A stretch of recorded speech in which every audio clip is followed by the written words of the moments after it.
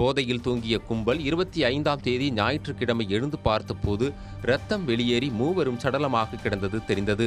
மேலும் இருவரை வரவழைத்து சாக்கு மூட்டையில் சடலங்களை கட்டி 25ஆம் தேதி நள்ளிரவு வெவ்வேறு இடங்களில் வீச திட்டமிட்டு எடுத்து சென்றிருக்கின்றனர். முதலில் பெண்ணின் சடலத்தை தரமணி மாடர்ன் பிரெட் கம்பெனி அருகே உள்ள குப்பை தொட்டியில் வீசியுள்ளனர். பின்னர் குழந்தையின் சடலத்தை மத்திய கைலாஷ் கெனால் பகுதியில் வீசியுள்ளனர். அதன் பிறகு அதிகாலை இளைஞரின் சடலத்தை அடையாறு முகத்துவாரம் எடுத்து செல்லும் போது இந்திரா நகர் முதல் தெருவில் விழுந்துள்ளது. ஆள் நடமாட்டம் இருந்ததால் மீண்டும் மூட்டையை தூக்காமல் சென்றுள்ளனர். அதன் மூலமாக அனைவரும் சிக்கிக் கொண்டனர். 2 சடலங்கள் கிடைக்கப்பட்ட நிலையில் தரமணியில் குப்பை தொட்டியில் வீசப்பட்டது. குப்பை லாரி மூலமாக பெருங்குடி குப்பை கிடங்கிற்கு கொண்டு செல்லப்பட்டதால் அங்கு தொடர்ந்து சடலத்தை தேடும் பணி நடைபெற்று வருகிறது.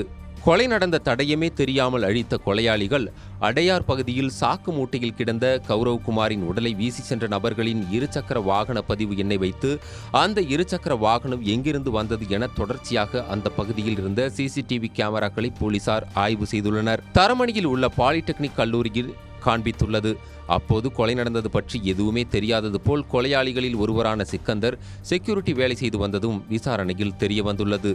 மேலும் கொலை நடந்த இடத்தில் எந்த ஒரு தடயமுமே இல்லாமல் கொலையாளிகள் அழித்து இருப்பதும் விசாரணையில் தெரிய வந்துள்ளது.